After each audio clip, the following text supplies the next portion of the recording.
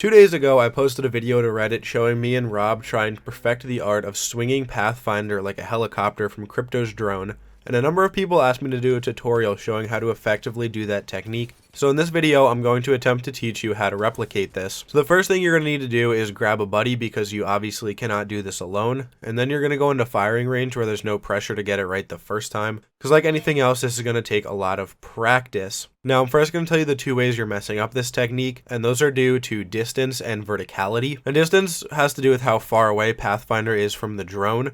His grapple has a certain length, and if you're too far away, he'll lose grip and fall, and if you get too close to him, the game will register that he has met his target, and he will disengage and go flying somewhere. And the next one is verticality, and what I mean by verticality is that if Pathfinder passes over the top of the drone, or if he swings directly underneath it, connection will be broken and he'll go flying somewhere, because the rope can't go through the drone. So he has to be swinging around it in like perfect planetary orbit, which is the ideal outcome and will allow you to maneuver. So now let's get into the basics of this, and just know that certain times Pathfinder will randomly fall off just because of where the grapple hit on the drone. There's really nothing you can do about that. This isn't a super precise science, and I can't tell you the exact coordinate on Crypto's drone to hit so that you don't fall off. It just kind of happens. But once you and your friend are in firing range, you're going to want to move the drone as far away from Pathfinder as possible while still in grapple range, and you're going to want to put it a little bit higher than him. This will start you at a good distance and ensure that he doesn't swing too high or too low and fall off on that first wraparound. So momentum is the biggest part of this, because once you can build speed, it allows you to move vertically. So once you have liftoff, as the drone, you need to be the one who's wearing the pants in this relationship. So I recommend starting by swinging Pathfinder left, since that's easier. And to do that, you have to look slightly past him. So if he's right at the center of your screen,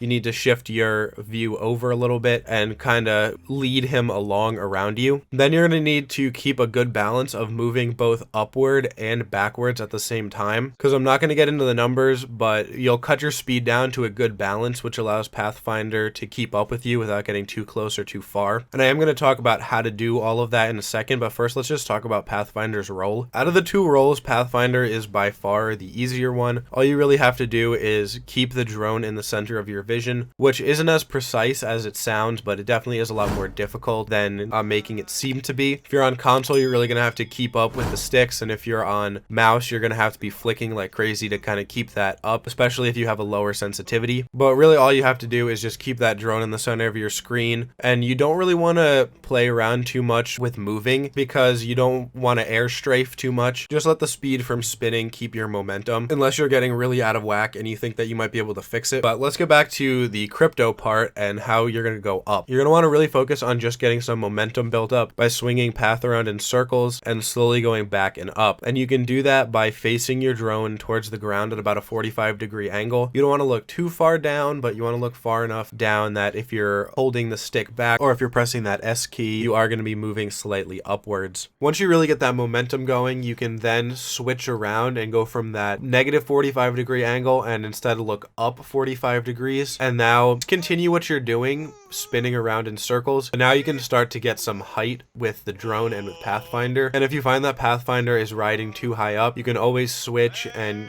look back down that 45 degrees and continue to go that way in order to build up some more momentum again. At one point during the video that I have playing in the background, you'll actually see that I face the drone towards the sky and go straight up, which is directly contradicting what I'm saying right now. That really wasn't smart on my part, and I definitely could have ruined the whole thing, but I had built up enough momentum, and Pathfinder was swinging at such a high speed and at such a perfect distance that I was able to go up kind of fast, and he followed me right up there without breaking off. But you really are going to need a lot of speed if you're going to do that. But for practical application, I think it's a lot better to build up momentum and fling Pathfinder into battle from higher up. That way he can get behind enemies and deal damage, or he'll surprise them by coming flying in, or he'll serve as a distraction while the rest of the team pushes, or to get Pathfinder in a position near the enemies and have him zip on top of the drone. And then he can build up momentum and kind of locate the enemies while you EMP, and then he can just go flying in right onto those enemies that you have stun locked. Both of these are extremely effective techniques that you can get down once you master this helicopter technique. In addition, we also learned something really kind of stupid, which is that if you touch the balloon part of a jump tower, it will send you into a state of flying, even if you're not on